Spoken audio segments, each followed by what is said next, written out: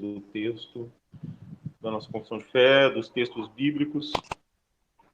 E para iniciar, eu gostaria de fazer uma leitura do Evangelho de Lucas, capítulo 10, do versículo 25 ao 28. Como o pastor gosta de frisar, a escola bíblica é para se usar a Bíblia, né? Então, Lucas 10 é um texto a gente já bem conhecido já para a gente. Dito que todo mundo já tenha escutado uma ou outra vez, talvez até em outros contextos, mas fala diretamente dessa questão que a gente vai tratar hoje, que é a lei, né? A lei de Deus. Então, diz assim o texto, Lucas 10, do verso 25 ao verso 28. Eis que se levantou um certo doutor da lei, tentando e dizendo: Mestre, que farei para herdar a vida eterna? E ele lhe disse: Que está escrito na lei? Como lês? E respondendo ele disse: Amarás ao Senhor teu Deus de todo o teu coração, e de toda a tua alma, e de todas as tuas forças, de todo o teu entendimento, e o teu próximo como a ti mesmo. E disse-lhe: Respondeste bem, faze isso e viverás. Acho que esse texto pode ser aquilo que vai tocar tudo que a gente vai tratar, que pode direcionar, pode ser o texto que vai direcionar tudo que a gente vai tratar nesse assunto, que é o 19º capítulo da nossa confissão de fé. E a ideia é tratar em 3 momentos. No primeiro momento, a gente tratar os parágrafos 1º e 2º. No segundo momento, os parágrafos 3º, 4º e 5º. E no terceiro e último momento, tratar os parágrafos 6 e 7. E a gente vai aqui, como o pastor falou, vamos indo até onde a graça nos permitir. Eu vou fazer a leitura por partes, não vou fazer a leitura completa, vou fazer a leitura desses 2 primeiros parágrafos. A gente se debruça em cima deles, pedindo ao Senhor graça e misericórdia e bom entendimento da parte do Santo Espírito para a nossa vida. Então é assim que diz a nossa confissão de fé. Capítulo 19, parágrafo 1º. Deus deu a Adão uma lei de obediência universal, escrita em seu coração, e um particular preceito de não comer do fruto da árvore do conhecimento do bem e do mal, a qual ele obrigou, e a toda a sua prosperidade, para pessoal, inteira, exata e perpétua obediência. Prometeu vida sobre o cumprimento e ameaçou com a morte a violação da mesma, e o dotou com poder e capacidade para guardá-la. A mesma lei, parágrafo 2, a mesma lei que primeiramente foi escrita no coração do homem, continuou a ser uma regra perfeita de justiça após a queda, e foi entregue por Deus no Monte Sinai em 10 mandamentos, e escrita em 2 tábuas. Os 4 primeiros mandamentos contêm o nosso dever para com Deus, e os outros 6, nosso dever para com o homem. Então vamos tentar abordar e por incrível que pareça, esses 2 parecem ser aqueles mais complexos. A gente tem o 6, que é gigantesco, mas são esses 2 iniciais aqui que parecem ser os mais complexos mesmo para a gente, e dos quais eu tenho certeza que, com a graça, a gente vai tirar grandes lições a respeito da lei.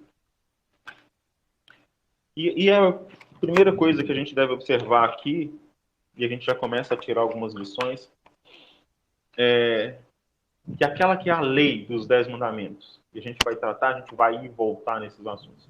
Aquilo que a gente entende como os 10 mandamentos, ele já foi implantado no coração do homem, em Adão, antes de estar escrito.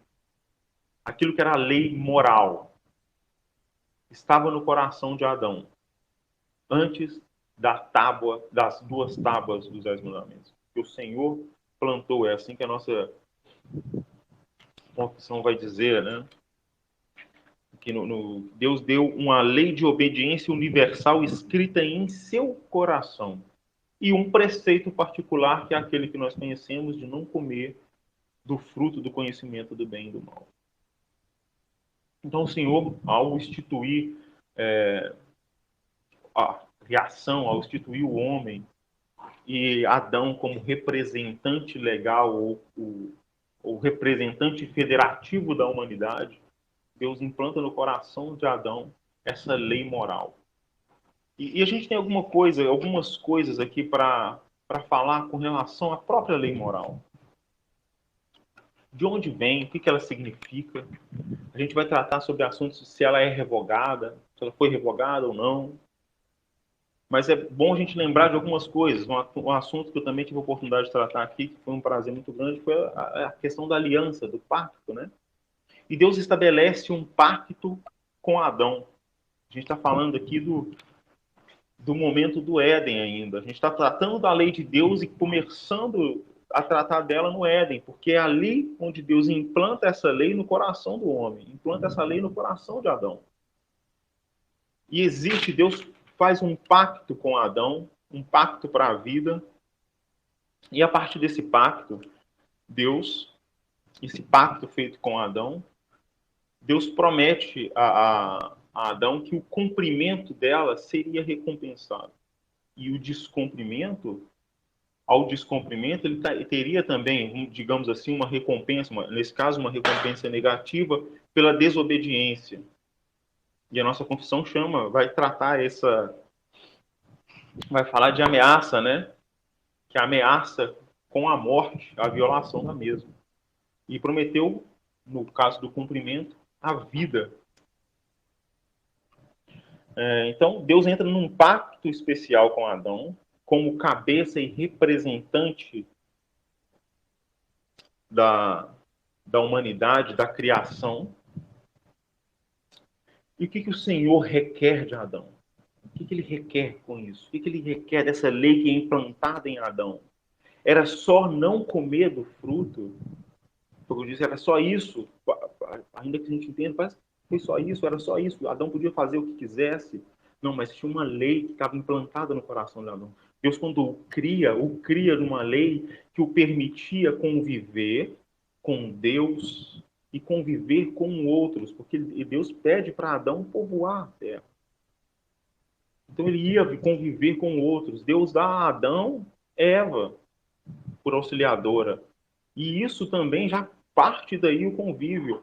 E uma questão que é importante aqui, eu acho que eu posso fazer uma pequena ressalva para tratar desse assunto, apesar de não ter a experiência própria, mas a questão didática eu posso tratar, que para um casal é bom ter esse entendimento de que casais também existe lei, a mesma lei que rege, é que o casal tem mais do que só essa, mas a princípio, o início de tudo, antes de se tornarem um casal, a lei que rege a relação entre um e outro é a lei moral dada pelo Senhor.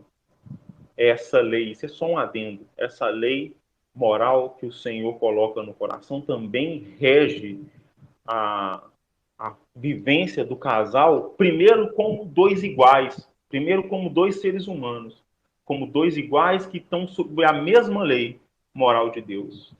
E depois vai vir para eles uma série de novas regras que, tornando eles uma só carne, além dessas, vem outras, e obrigações e outras mais. Isso é só um adendo da lei, a gente vê o tamanho da complexidade e perfeição de Deus. Mas o que revela da parte de Deus essa lei? O que revela da parte de Deus? O que vem da parte de Deus? De onde surge essa lei? O que ela revela do Senhor? Então, o Senhor, como eu disse, ele requer de Adão uma perfeita obediência à lei.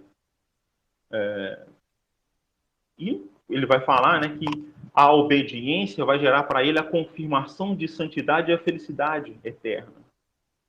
E, em contrapartida, a desobediência trará para ele a revelação da ira, né, que é a que a gente chama a morte, né? A morte eterna, a separação de Deus. A ira e maldição como punição à desobediência. Mas vamos lá, por que existe esse certo e errado para Deus? Por que Deus estabelece o certo e errado? De onde que sai isso? Como é que Deus expressou isso? Deus escolheu coisas para serem certas e coisas para serem erradas. Deus escolheu, ou Deus determinou que ser obediente, que não matar era coisa certa, ou que não furtar era coisa certa. Deus determinou que essas coisas seriam as coisas certas, ou a lei plantada aqui no coração de Adão revela mais que isso? Ela surge de onde? Ela vem do quê? Porque o Senhor, ele podia, se é assim que a gente lê e entende que Deus determinou que isso aqui é certo. A partir de agora eu quero que o certo seja isso. Ou a partir de agora eu quero que o certo seja, ou o errado seja aquilo. E ele tinha ali um homem que ele dota de capacidade para obedecer à lei, porque é isso que a nossa confissão diz, e a Escritura diz que Adão, a princípio, ele era dotado dessa capacidade de fazer cumprir-se aquilo que a lei estabelecia, a lei que estava no coração de Adão, para além dessa ideia de não comerás do fruto do bem e do mal, e aí toda a parte da lei também se revela, ela se reflete nessa obediência ou desobediência, nessa vontade de ser tal como Deus, conhecedor do bem e do mal, tal como o Senhor, ter os olhos descobertos para toda a verdade, e essa vontade que até hoje ela é tão forte em nós, que faz com que o nosso ego seja tão grandioso, tão cheio de pompa, e que nós desobedecemos ainda hoje, da mesma forma que Adão, essa lei. Mas eu dizia o seguinte, mas de onde sai? Foi só Deus escolhendo de forma arbitrária o que é certo, o que é errado? Ou essa lei que ele implanta no coração do homem e que posteriormente ele coloca com seu próprio dedo, ele escreve de forma pessoal em 2 tábuas, revela algo mais? Aí eu acho que um dos pontos mais importantes, e por isso que eu disse que esses 2 primeiros parágrafos são mais complexos, ela revela algo mais do que só um Deus que escolheu aquilo que era certo e errado. Ela revela algo muito mais profundo do que só um Deus que, de forma aleatória, decidiu que isso é certo ou que isso é errado. Ela revela a divina natureza de Deus. Ela revela isso, ela revela a natureza de Deus. Então, a lei que a gente chama de todo bem, ou a lei moral todo perfeita, ela não é só Deus escolhendo o que é certo e o que é errado. É Deus externando a sua divindade, a sua natureza divina, através de preceitos que ele deu para o homem conviver com ele e conviver consigo mesmo enquanto homem. Então ela expressa tudo isso, ela expressa mais. Essa lei que está lá exposta lá no livro de Êxodo, no capítulo 20, do verso 1 até o 17, se eu não me engano, o pastor fez essa leitura no culto anterior, e é maravilhoso quando a gente tem mais um entendimento, porque outrora éramos cegos e até induzidos a achar que não, isso aqui não vale mais nada, ou isso aqui já é coisa passada, coisa... Quando mais profundo que íamos, era alguém dizer, não, isso aqui faz parte da antiga aliança.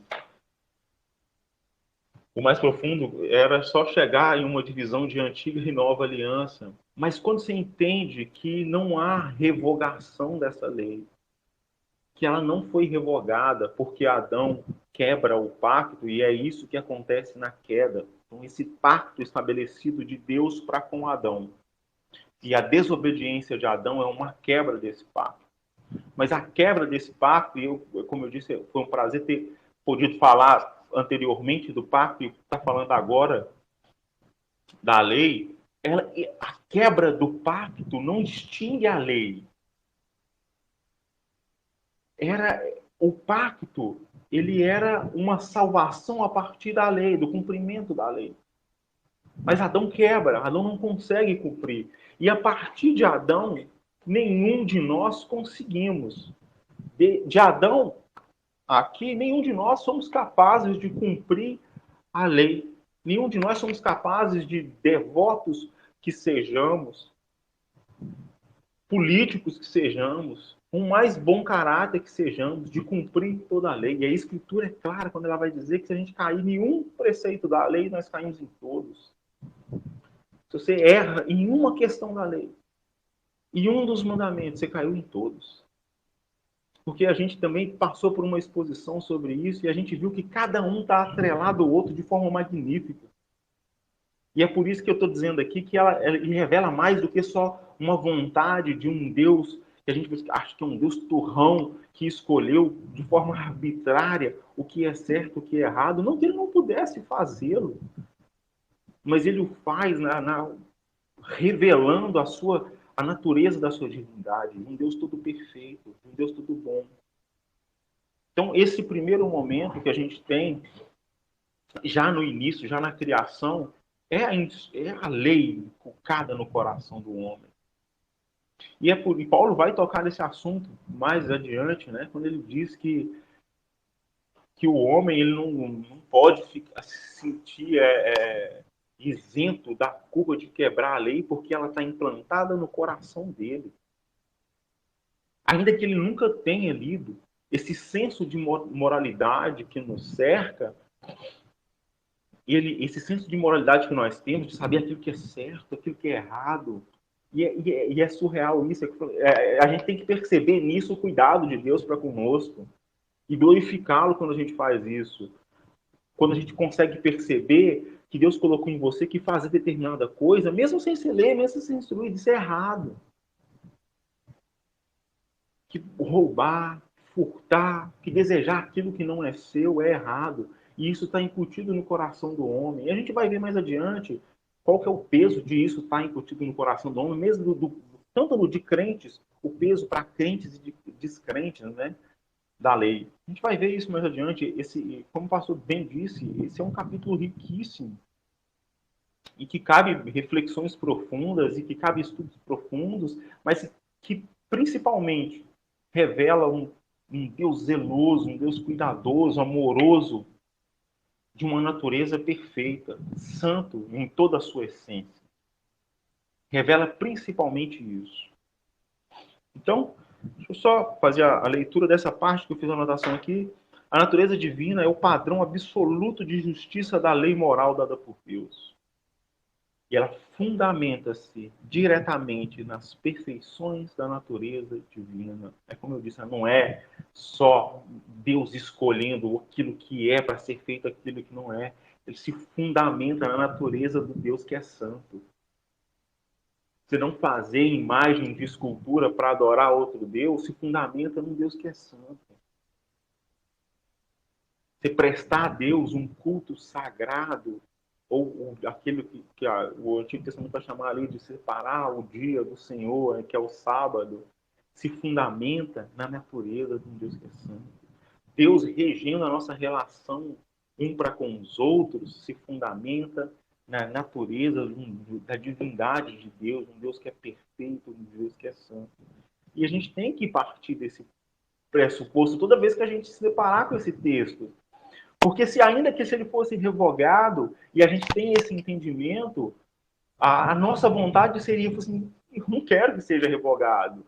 Porque se você entende que ele é Deus externando a sua divindade através desses 10 preceitos, desses 10 mandamentos, daquilo que ele coloca como lei moral. E existe uma diferença entre lei moral, a gente vai ver que não tem só a lei moral, esse capítulo vai falar das leis cerimoniais, leis judiciais, mas a gente está falando da lei moral a princípio, porque ela vai permear todo o capítulo, e não só todo o capítulo, ela vai permear toda a nossa vida enquanto crente. Ela vai permear toda a nossa vida enquanto cristão. E é de forma cada vez mais amorosa, mais prazerosa. E a gente vai falar disso aqui um pouquinho também. Então, falando, como eu disse,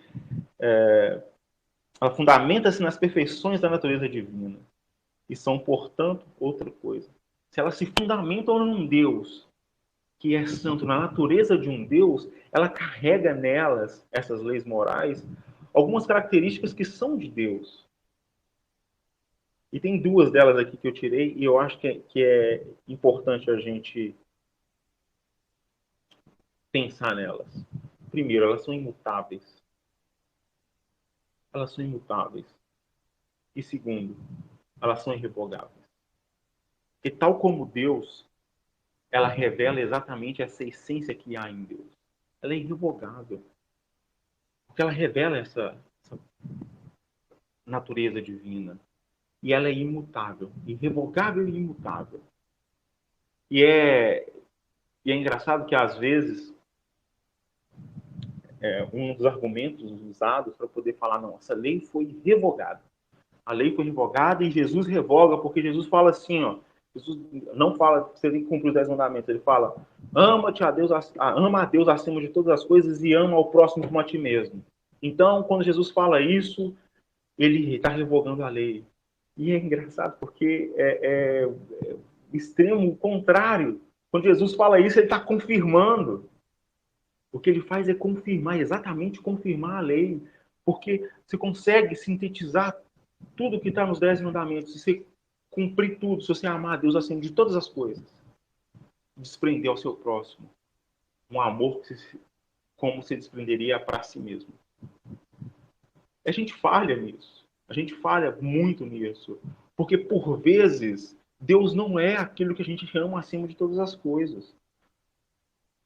Ontem eu tive a oportunidade de estar com os irmãos em Cristo, com o pastor Anderson e com o pastor Axel, e a gente falou um pouco sobre essa questão, o pastor Anderson levantou o assunto, de como, às vezes, a gente se importa mais com as coisas nossas do que com as coisas de Deus. E isso se revela em coisas simples. Em coisas simples. O seu cuidado para com seus irmãos. Falando de Deus, o seu cuidado para com o culto. O seu cuidado para com as coisas da congregação. Então, por vezes, essa falta de cuidado nosso, ela só se mostra e só se externa porque em determinados momentos há em nós uma falta de Deus ser o centro do nosso amor, aquilo que é maior para nós. E em alguns momentos a gente dá essa escorregada e a gente se coloca acima. E é por isso que a gente falha. E é por isso também que se a gente dependesse da lei, morreríamos. Se nós assim, como Adão, fôssemos dependentes da justificação através da lei, do nosso próprio esforço, ou desse pacto que inicialmente é de obras. E às vezes você pode, perdão, se sentir induzido a dizer, assim, mas eu não quero ser representado por Adão. Porque foi ele que errou. Eu quero eu mesmo ser o meu representante e eu tentar. Você erraria. Você cairia exatamente como Adão caiu. Você não faria diferente. Graças a paz, irmã Miriam. Então, diferente do que às vezes, isso é só mais uma demonstração do ego, né? Amém. É só mais uma demonstração do ego. Se a gente entra, se nós, enquanto cristãos, entramos nessa de que, assim, olha, eu não queria ser representado por Adão. Eu fui representado por Adão, mas eu não queria. Se Adão caiu, eu não queria ter, tal como Adão, a partir dali, ele, como meu representante, ele cai, eu queria eu tentar. Você cairia também. É que eu não estou dizendo, a gente faz isso, a gente cai constantemente. É evidente que a gente hoje está marcado pelo pecado. E a menos que abracemos pela graça o evangelho do Senhor, a gente não vai ter essa capacidade mesmo. Mas então, talvez a gente pode soar um pouco tolo se disser esse tipo de coisa. Disser que você queria ser você mesmo, ter tentado não cair. você tentar, ter você mesmo tido a oportunidade de não cair. Cairíamos. Mas um outro ponto, que aí a gente vai falar já da queda, né? Deixa eu só pontuar uma última coisa dentro desse assunto ainda. Daquilo que é, como eu disse, a questão da lei, ela revela, então, essa natureza divina, ela se expressa muito mais do que só ordenança. Não é um Deus tirano que está ali, ó. Agora, isso é certo e isso é errado. Não, essa lei, a lei divina, ela expressa a natureza de um Deus santo. Ela expressa o Deus como um Deus maravilhoso que ele é. E ela expressa a divindade dele. Então, é muito cuidado e é muito amor vindo de Deus para conosco.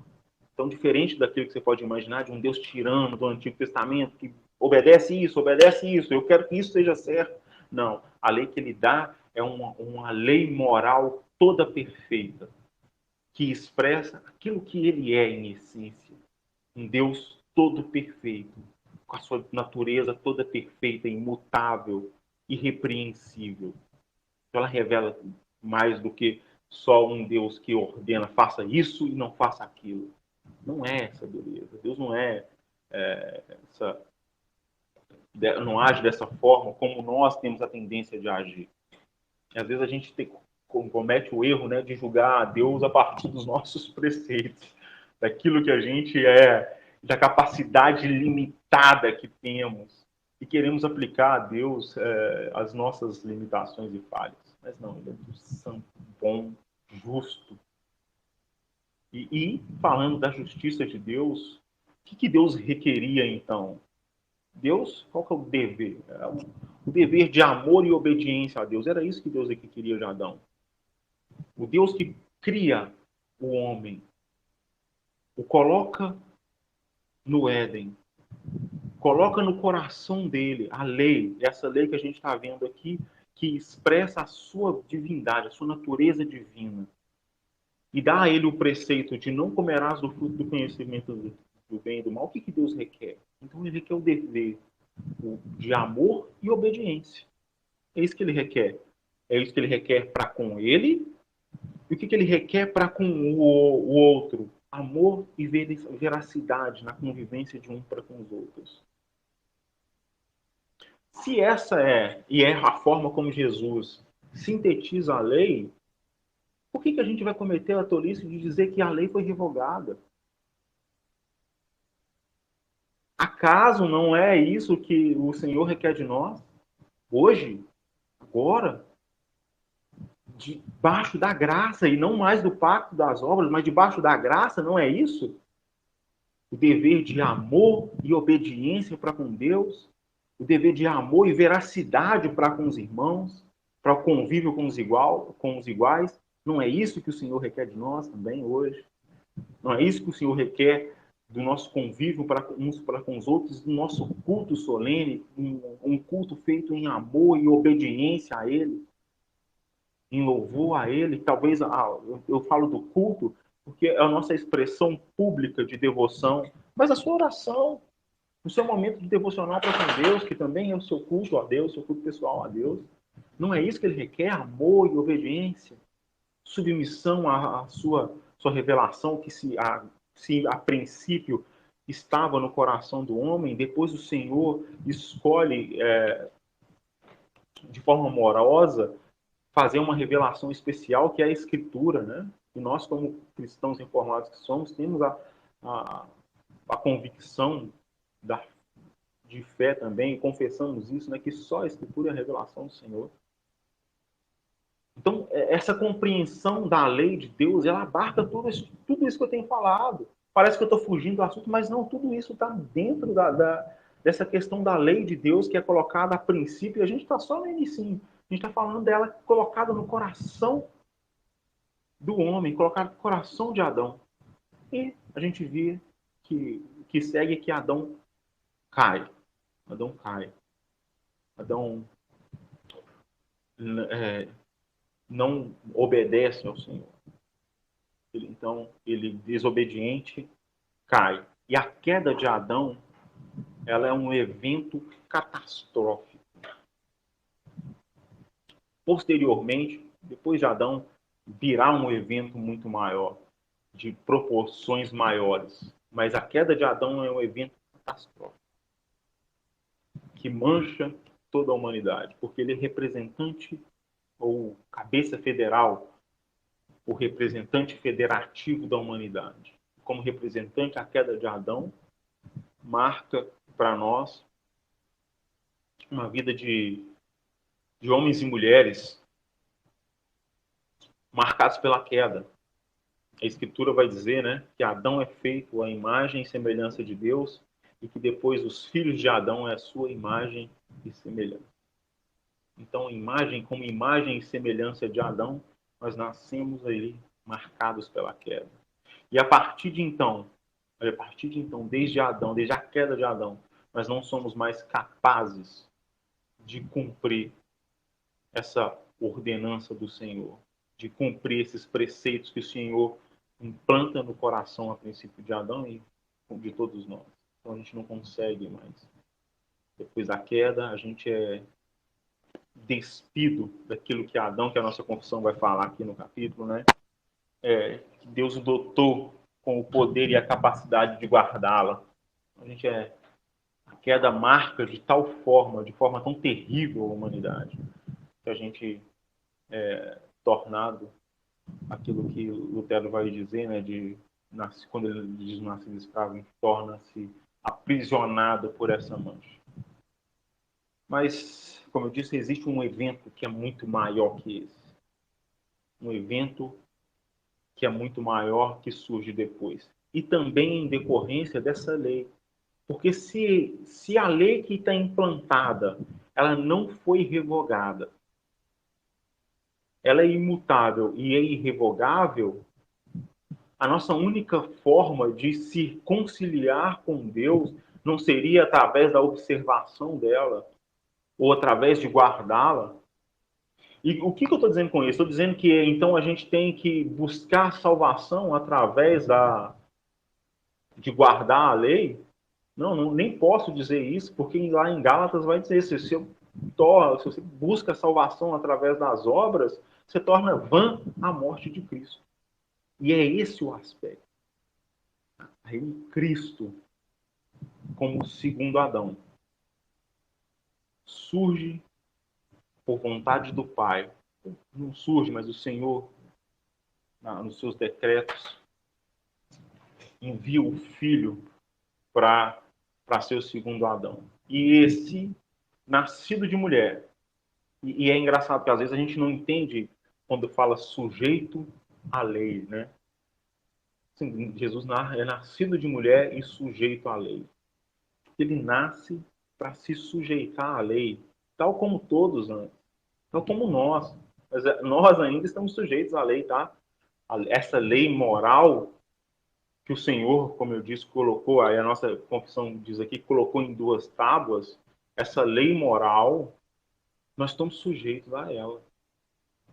Nós estamos sujeitos a ela. Ela não foi revogada porque Adão não foi incapaz de cumpri-la.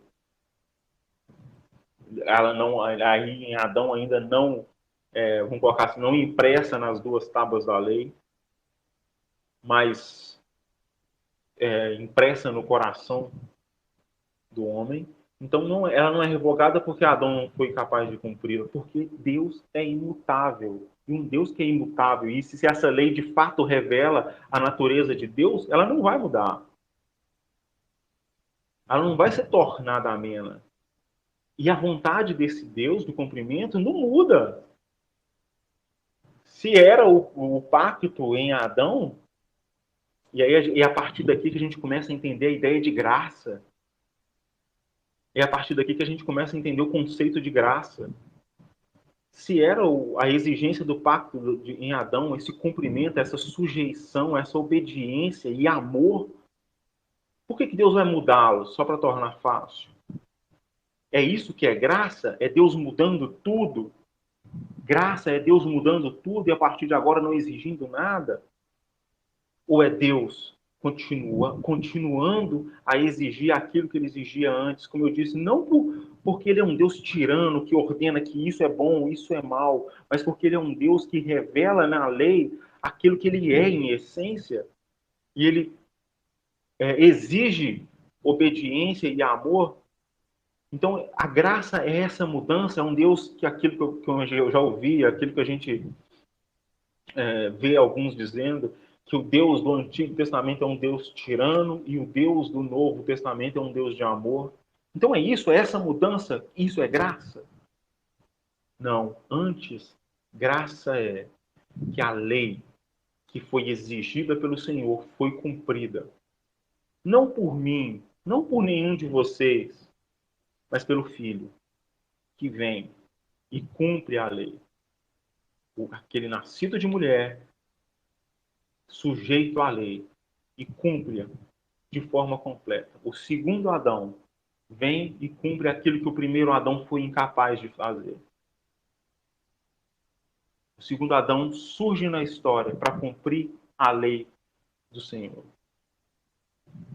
Então, estou vendo aqui que o pastor acertou e muito em dizer que não dava para ficar em uma aula. E eu me enganei achando que era possível. Irmãos, está dando para compreender? Alguma dúvida até esse ponto? Está fugindo alguma coisa que a gente precisa tocar? Só para eu poder seguir.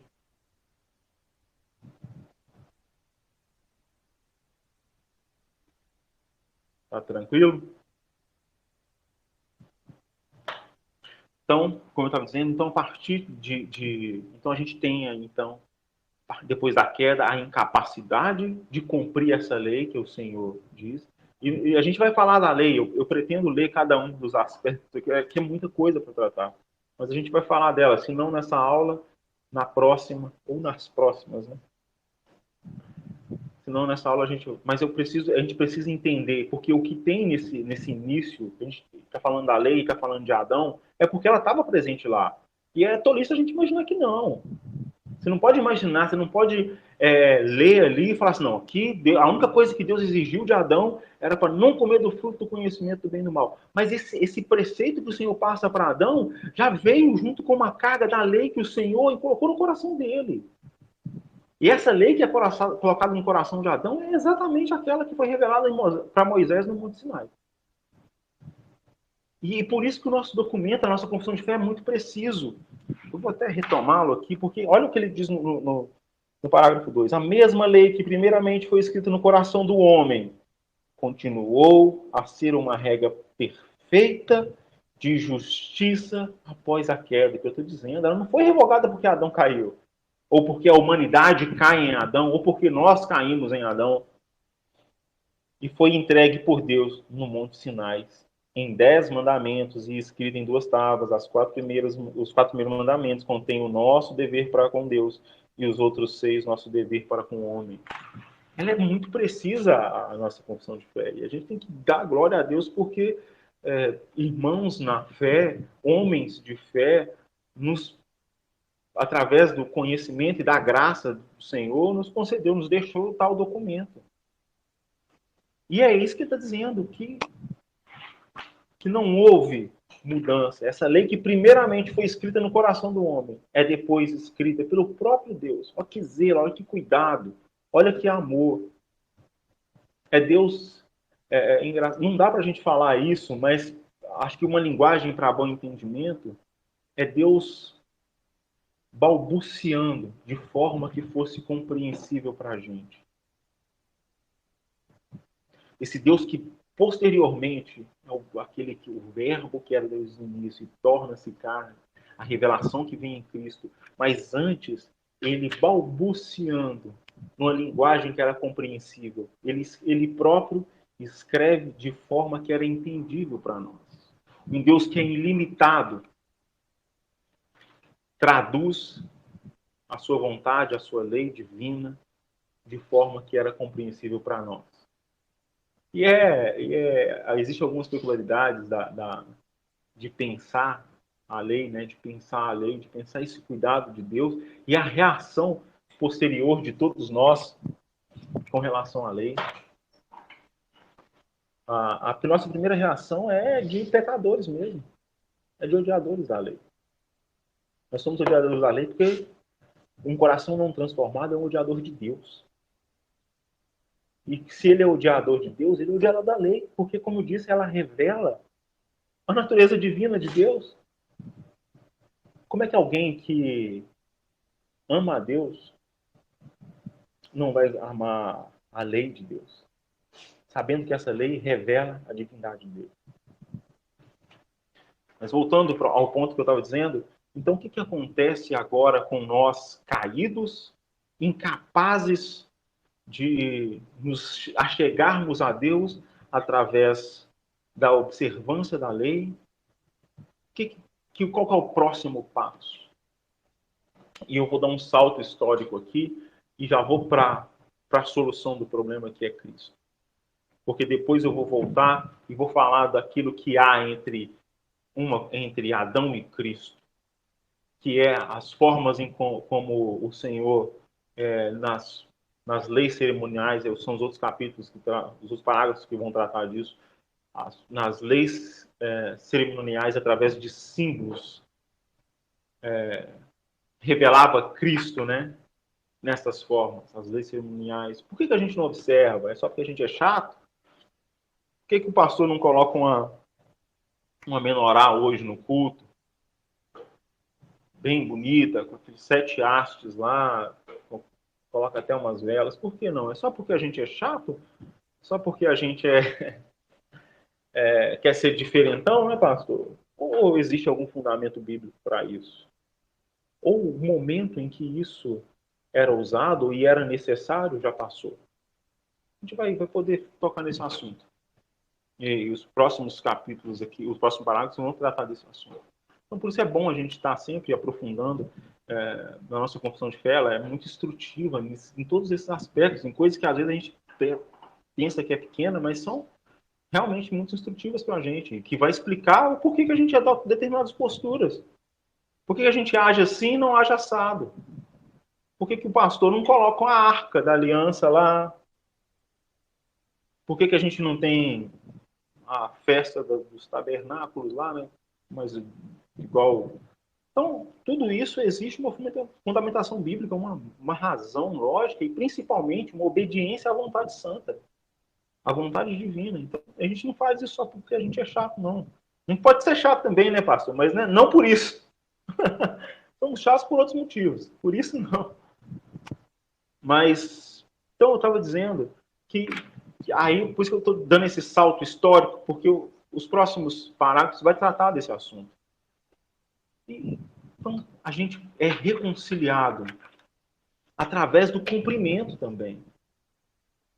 A gente é reconciliado com Deus através do cumprimento da lei. É que quem cumpre a lei é Cristo.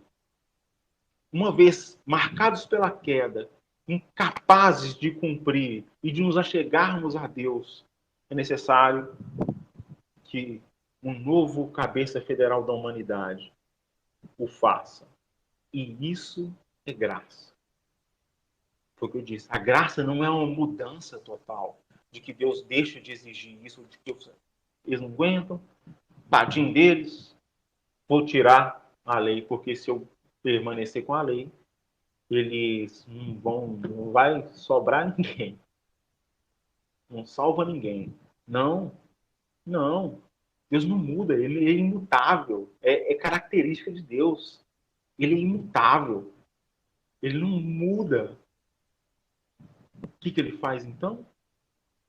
Quem que cumpre a lei de forma perfeita, com amor, com obediência, toda a lei moral, toda perfeita, é cumprida de forma perfeita pelo Cordeiro.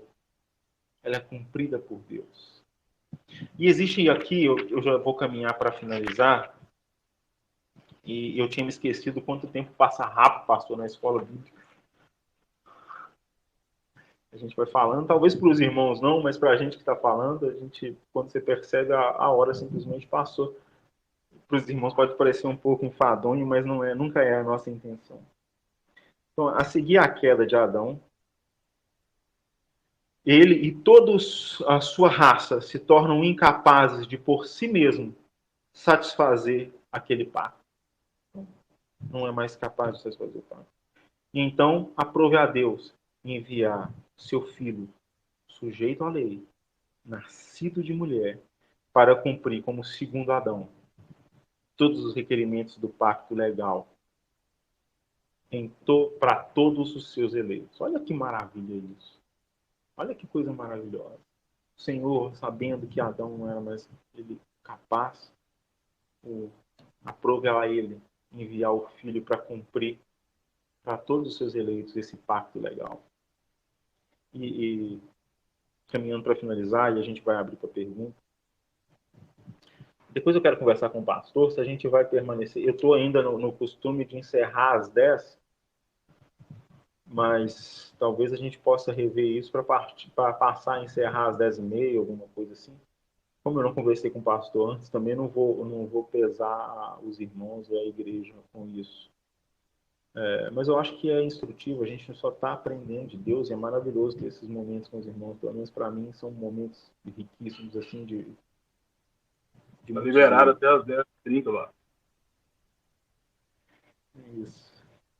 Então, e eu acho que a parte mais, eu acho que essa parte mais maravilhosa pelo menos estudo desses 2 primeiros parágrafos, é que enquanto Cristo, eu quero que você preste atenção nisso, ele cumpre a lei por nós. Ele cumpre a lei por nós. O Espírito Santo do Senhor cumpre a lei em nós. Ele cumpre a lei em nós.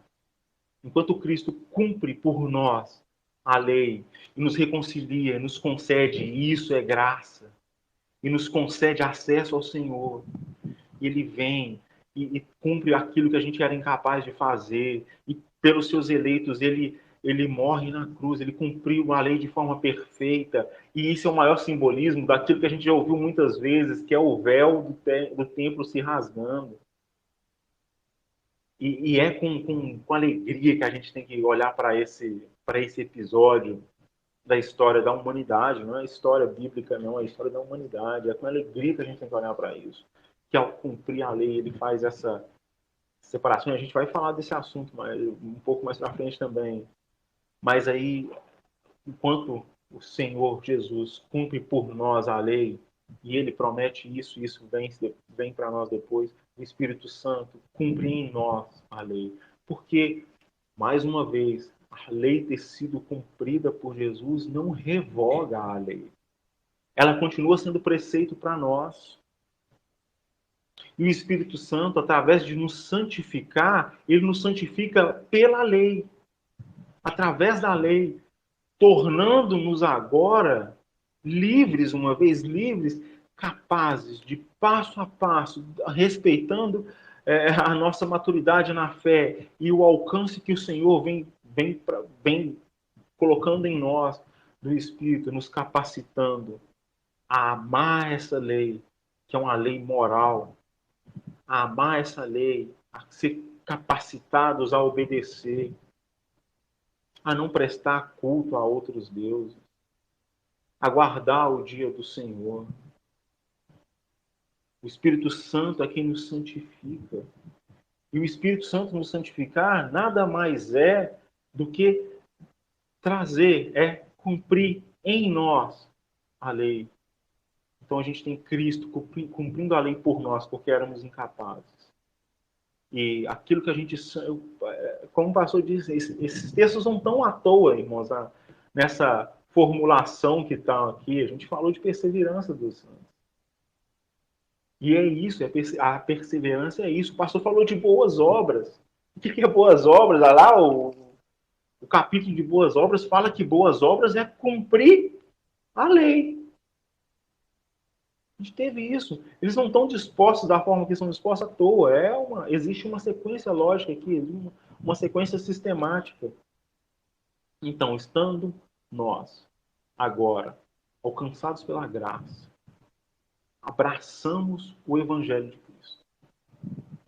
Abraçamos o Evangelho porque a graça nos alcançou. Abraçamos o Evangelho daquele que cumpriu a lei por nós. E agora, o Espírito Santo vem e faz essa transformação e cumpre a lei em nós. E você passa a amar a Deus acima de todas as coisas, por graça somente. E amar ao próximo como a ti mesmo, por graça somente. Porque o Senhor assim o quis, porque o Senhor assim o fez, e não há mérito nenhum. Isso é graça. Isso é graça. E como é que você pode falar isso, que você agora é um justificado porque alguém cumpriu a lei para você? Olha só, Cristo cumpriu a lei para você, mas você, para além de justificado, que é aquilo que te salva, você agora é, cada dia, dia após dia, tornado pelo Espírito mais parecido com aquele que cumpriu a lei. Ser tornado pelo Espírito mais parecido com alguém que vá cumpri-la.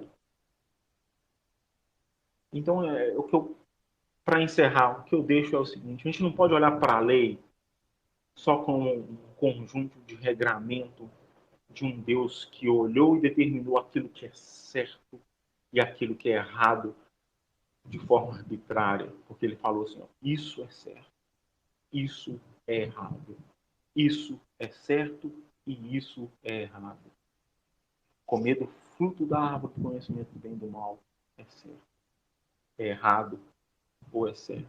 Comer dessa árvore é certo ou é errado. Mas principalmente de um Deus que, a partir dessa lei, que é implantada no coração do homem e que está no seu coração e você tem consciência disso, porque quando você erra, você sabe. Ela revela a natureza de um Deus santo, a natureza divina de Deus. Então, é mais do que só um conjunto de regramentos. O que eu estou querendo dizer com isso? Que a gente vive sob a lei, que a gente vive sob a expectativa da salvação através da obra, do cumprimento da lei? Não, não é isso que eu estou dizendo. Por isso que eu falei, por isso que eu dei esse salto de Adão para Cristo. E é por isso que eu disse que Cristo é aquele que cumpre a lei por nós e o Espírito Santo cumpre a lei em nós. E olha só, a gente não mais cumpre a lei como requisito para a salvação, mas como marca da salvação. Ela não é mais requisito para a salvação, ela não é para você, isso é graça. Porque houve o Cristo vivo, vindo, o Messias veio e cumpriu ela. Mas agora, como salvo, como eleito, ela é marca. Você cumpre como marca da salvação. Então você não faz a gente fala de boas obras, você não faz boas obras para ser salvo, mas por ser salvo, você faz boas obras. Por quê? Porque o salvo ele é transformado pelo Espírito, o Espírito molda dia após dia a ser parecido com aquele que é santo, santo, santo. Dia após dia ser parecido com o Rei, com Cristo.